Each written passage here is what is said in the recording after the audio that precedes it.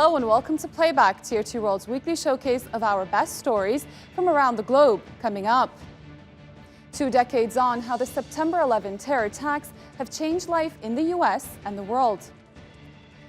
The deadly cost of climate protests, a record number of activists were murdered around the world last year. How Palestinian twins converted an old Boeing 707 into a cafe for customers to board. And SpaceX launches the world's first all-civilian crew into orbit. They'll circle the Earth for 3 days.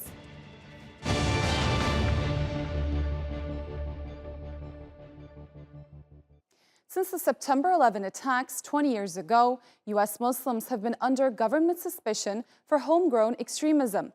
The declaration of the so-called War on Terror and its following policies, such as the Patriot Act and countering violent extremism, are believed to have been designed to target Muslims. Our correspondent Muttalib Erdogan looks at how the attacks and the post-9/11 atmosphere has affected America's Muslim community.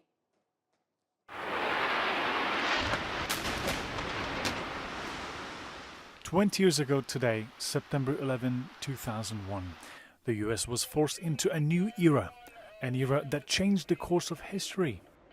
Almost 3,000 people died and more than 6,000 people were injured. But for many Muslim Americans, it was the beginning of always being treated with suspicion. We're tracking down terrorists who hate America, one by one. We're on the hunt. We got them on the run. And it's a matter of time before they learn the meaning of American justice." Hate crimes against Muslims skyrocketed immediately after 9/11, and fear of homegrown extremism put all Muslims were under heightened scrutiny. Ibrahim is a born and raised New Yorker. He says Muslims were on high alert and were held collectively responsible for the attacks. There was a sense that people were going to be under attack, like that Muslims had to be careful. So people were telling folks, don't wear a hijab, if you have a beard, cut your beard, don't wear a thobe, just to be mindful and be careful. Shortly after, the Patriot Act was signed into law, which enabled law enforcement to spy on Muslims. But it wasn't enough. More tougher laws soon followed.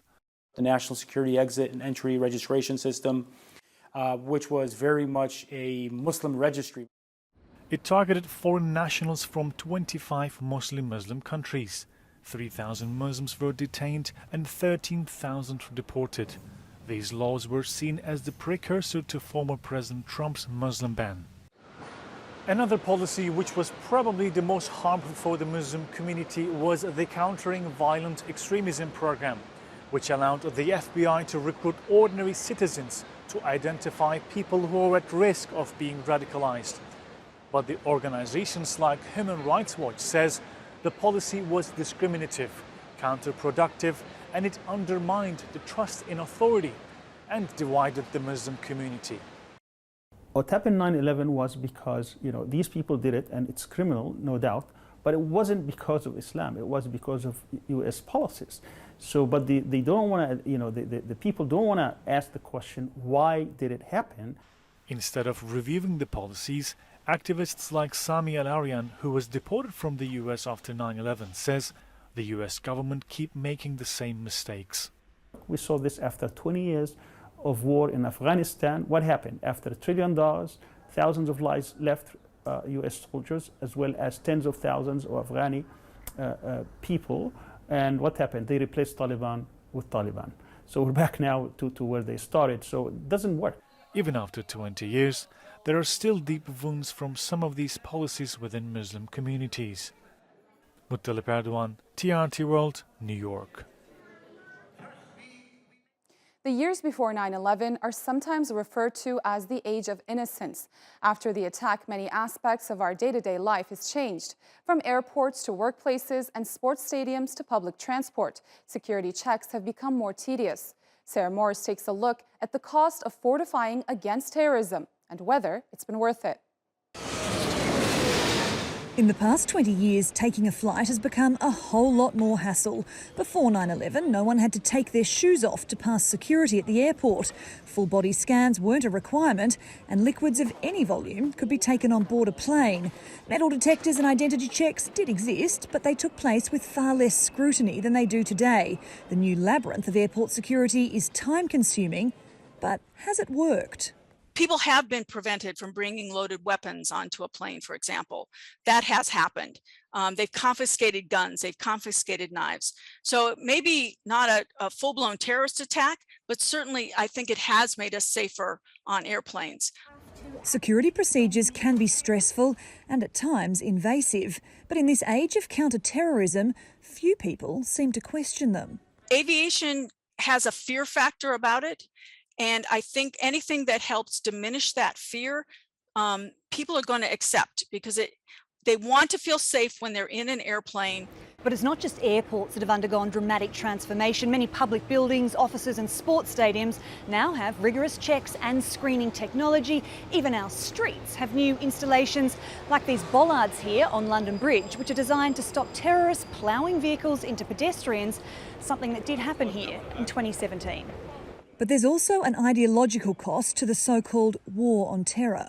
We have given up civil liberties. There's been detention without trial. We've seen increased domestic surveillance, although the average person may not know that, but the surveillance requirements have been loosened in various countries so that people can be spied on. And some analysts argue there are other ways to keep people safe from terrorism. Yes, I think if you change the foreign policy of your country to make it less aggressive or antagonistic to other places, you're probably going to reap the benefits of people not attacking your country. The recent withdrawal from Afghanistan is evidence of a shift in Western foreign policy, but security measures are unlikely to be eased in the near future, and the ripple effects of 9/11 will continue to play a subtle role in our day-to-day lives. Sarah Morris, TRT World, London. A record number of environmental and land rights activists were murdered last year, according to a report by the campaign group Global Witness. 227 people were killed around the world, the highest number recorded for a second consecutive year. And Colombia is reported to be the most dangerous country in the world for eco-activists. For one environmental leader and her colleagues, the safety of the forest habitat outweighs the risk of getting killed. Sarah Balter has more. Celia Umenza, an indigenous climate activist in southwest Colombia, works hard to fight the expansion of sugarcane farms and gold mining in the forests her people call home. But in Colombia, environmental defenders are up against the government, companies, guerrillas, and paramilitary groups that profit from these operations. She survived several attempts on her life. When the bomb exploded, it hit us, and it hit a wall like that, and it sent me that way, and I thought that was the end of me. After that, the gunfire started, and all I did was crawl with my two nieces into a water tank. According to the climate NGO Global Witness, the problem goes much further. Deaths amongst environmental defenders have been increasing since 2018. Last year, at least 227 activists were killed trying to protect forests, wetlands, and other natural resources. Family members of the victims say COVID-19 lockdowns made them easier targets. According to the report, half of the attacks took place in 3 countries: Colombia, Mexico, and the Philippines. For a second year in a row, Colombia saw the highest amount of killings. 30 lethal assaults were recorded against activists in Mexico and 29 in the Philippines. Global Witness says campaigners defending forests against deforestation and redevelopment were overwhelmingly targeted, with the logging industry linked to the most murders. In Brazil and Peru, nearly 3/4 of recorded assaults took place in the Amazon region. The campaign group has called on governments to get serious about protecting climate defenders. It's also urged companies to start putting people and the planet before profits. Celia says an indigenous guard helps protect the land in the Cauca region where she lives. But its members have no guns, and she says one is killed every week. But for her, stopping is not an option. pues somos seres humanos, ¿no? We are human beings, and the violence scares us. But equally, we have legacies of so many women who have lost their lives, so many men who have lost their lives, and we have to tell ourselves that the struggles cannot end because someone dies. But the more lives these indigenous climate activists lose, the harder it is to protect what land they have left. Sarah Balter, TRT World. Worldwide condemnation over the slaughtering of more than 1,400 dolphins in the Faroe Islands this week. Environmental groups say it's the largest single massacre of the animal ever recorded. The killings are part of the country's century-old traditional Grindadrap hunt. It sees the mammal herded towards land by boats before being killed on shore. But this year, images of dead dolphins and red seas have prompted outcry by animal rights groups and even locals who say the slaughter was cruel and unnecessary. But islanders still want to preserve the tradition, as dolphin meat is a key part of their diet. Now, we have a story for you about two Palestinian brothers who were scrap metal dealers but wanted to get into another line of work. As Mustafa Fatih Yavuz reports, they had a business idea that doesn't fly but is still really taking off. The occupied West Bank has no civilian airport, but it does have a plane now. Its owners, twins Atta and Khamis Sayrafi, don't plan to fly it anywhere, but they still want to give their passengers a nice getaway. They've stripped out the engine and original seats and opened it as a restaurant in the occupied West Bank city of Nablus. This is a big event. 99% of the Palestinian people have never boarded a plane, and it's a worthy and wonderful idea. No one else in the world owns a plane that has a restaurant of this size. But in Palestine, it's the largest Boeing aircraft in the world as a tourist facility. The Sayrafi brothers bought the plane in Israel in 1999, but they had to wait 20 years before they could get their restaurant off the ground. First came the Palestinian Intifada, or uprising, in 2000. Then Israel built checkpoints near the restaurant that stopped people from coming to the area. Last month, they were finally able to open. I may be the only diner in this restaurant now, but just a few weeks ago this place was full. In just its first month of operations, it reached 60% of its revenue target. But pandemic restrictions have stalled plans to expand the restaurant and make it a bigger attraction for tourists. The Sayrafis say without COVID-19 this place would be full of tourists. Palestinian families, though, continue to come. We have never seen a plane before, me or my children. It's really been a big draw for us to come here and see it, because frankly, we are deprived of that. There are no planes and no flights in Palestine. We are deprived of such things in our country. The plane also has historical attractions. It was once owned by the Israeli government and in 1978 flew Prime Minister Menachem Begin to the US to sign Israel's peace agreement with Egypt. But the Sayrafi brothers are looking to the future. They are searching for investors so they can eventually build an amusement park around the plane because they believe the sky's the limit.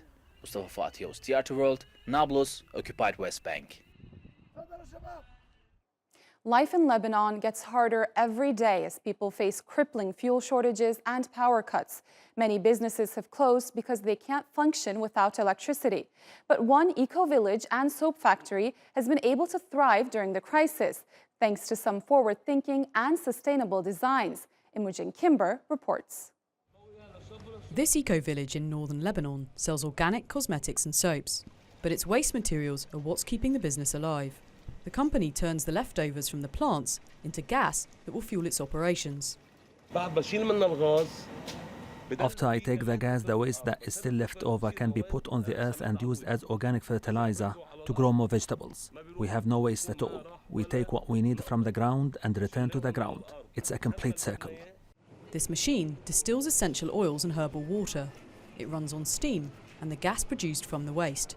Hassoun says 80% of the electricity used by the village and factory is from these solar panels, which can produce 140 amps on a sunny day. Khan El Saboun soaps have existed for hundreds of years in the souk of nearby Tripoli. This eco-village was opened 12 years ago by the family of the original soap makers, the Hassouns, and from the start it's been using these eco-friendly methods. Lebanon's fuel crisis has hit factories badly, as they face more than 20 hours of electricity cuts a day. Running diesel generators to fill the gap is expensive, and there simply isn't enough fuel available. National bakeries are warning they may not be able to continue production. These are worries Badr Hassoun's factory has avoided, thanks to its reliance on renewable energy. We are saving money, and we are working in the same time. In this crisis, many factories they close in Lebanon. Thanks God, we are doing very good, and we don't have any problem with the electricity. Other businesses are also using innovative environmental methods to manage the crisis, but making the switch often requires a high investment that is hard in the middle of an economic crisis. The earth has supported us during the economic crisis, so we haven't felt this painful situation. The ground has given us more than what we need. Many environmentalists and engineers have long promoted green energy projects, such as wind farms and waste recycling systems. But governmental support has been lacking, so many businesses and the public are stuck in the dark when they need the help the most.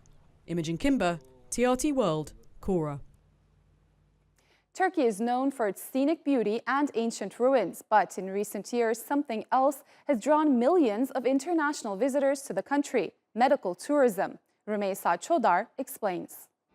For Olivia Buckley, dancing is a passion. But at the age of just 13, her dreams were suddenly put in doubt.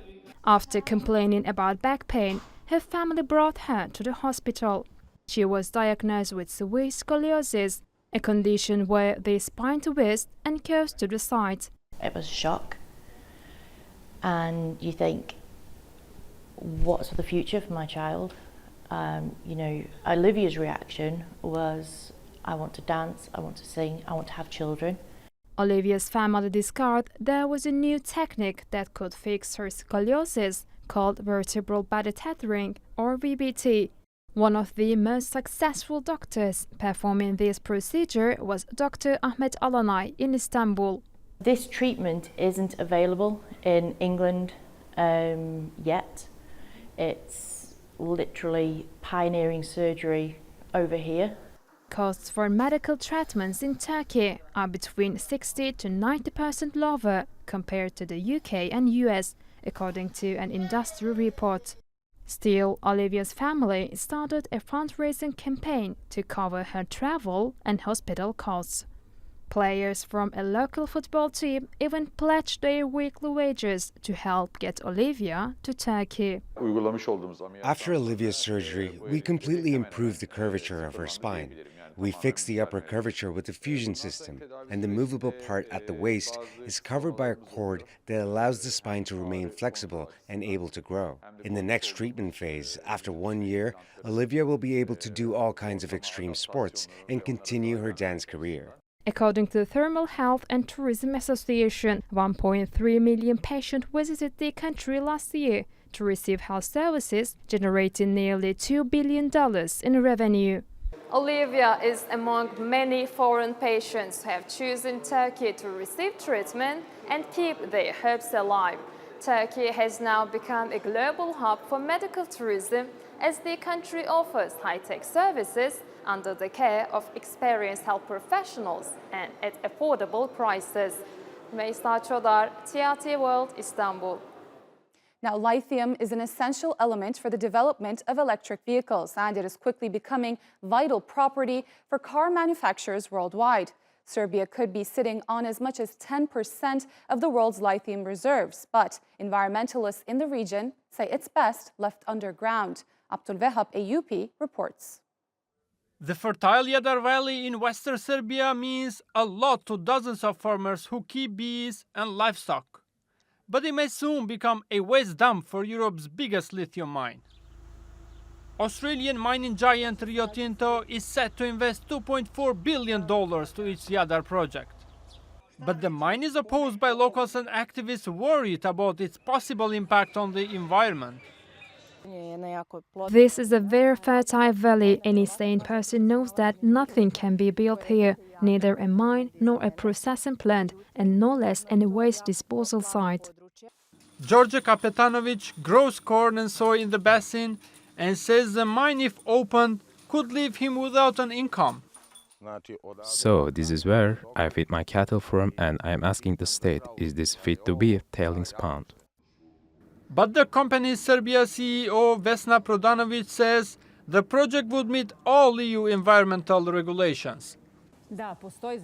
Yes, there are concerns, and of course we acknowledge them. But today, projects are implemented with high standards that guarantee environmental protection across all stages, from planning and designing to determining the conditions.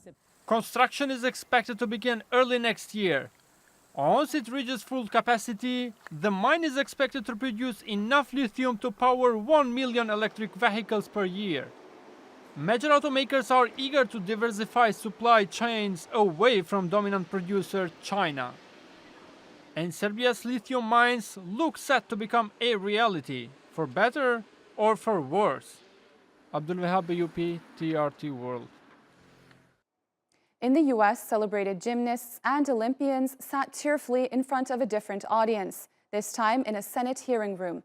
Surrounded by fellow athletes, Simone Biles told senators, "We have been failed." The young women are accusing the FBI of turning a blind eye to their complaints of sexual abuse at the hands of team doctor Larry Nassar. Ann Thompson was in the hearing room and has this report. To be clear, I blame Larry Nassar, and I also blame an entire system that enabled and perpetrated his abuse. Simone Biles and her three fellow gymnasts told the Senate Judiciary Committee in words searing and emotional how adults failed them, ignoring for more than a year their claims of sexual abuse by Team USA doctor Larry Nassar. I don't want another young gymnast, Olympic athlete, or any individual to experience the horror that I and hundreds of others have endured before, during, and continuing to this day in the wake of the Larry Nassar abuse. The women particularly blamed the FBI. Michaela Maroney testified in 2015 she told an agent what Nassar did to her in excruciating detail before she told her mother. I began crying at the memory over the phone, and there was just dead silence. I was so shocked at the agent's silence and disregard for my trauma. After that minute of silence, he asked, "Is that all?" The FBI didn't officially open an investigation until nearly a year after it first learned of the allegations. The FBI made me feel like my abuse didn't count and it wasn't a big deal. Allie Raisman described how the Bureau's inaction haunts her. It's estimated Nassar abused at least 70 gymnasts after the FBI was first told. It was like serving innocent children up to a pedophile on a silver platter. I'm deeply and profoundly sorry. FBI Director Christopher Wray, who did not lead the Bureau at the time, told the committee that the two agents who lied about their actions are no longer with the Bureau. One took retirement, the other was fired. He added reforms are already underway. We want to take the pain that occurred here and use it as a catalyst to teach people the importance of doing the work in the right way. But Maggie Nichols and her fellow gymnasts want more. Maggie, what is justice? I think justice is holding those accountable who failed us continuously and continue to fail us, and those who didn't protect us throughout our gymnastics career and throughout our childhood. Until someone can answer the question Simone Biles asked. How much is a little girl worth? Well, NASA says its Perseverance rover has picked up a rock sample on Mars. It marks the first such collection of material from the surface of the red planet. The U.S. Space Agency hopes to bring the sample back to Earth for analysis. One of the scientists behind the mission said it could help answer some of humanity's biggest questions. Well, that rounds up your week of news here on Playback. We'll leave you with these pictures from Cape Canaveral in Florida, where SpaceX is gearing up to make history by launching the first ever all-civilian crew into orbit. Stay tuned to TRT World for the latest stories.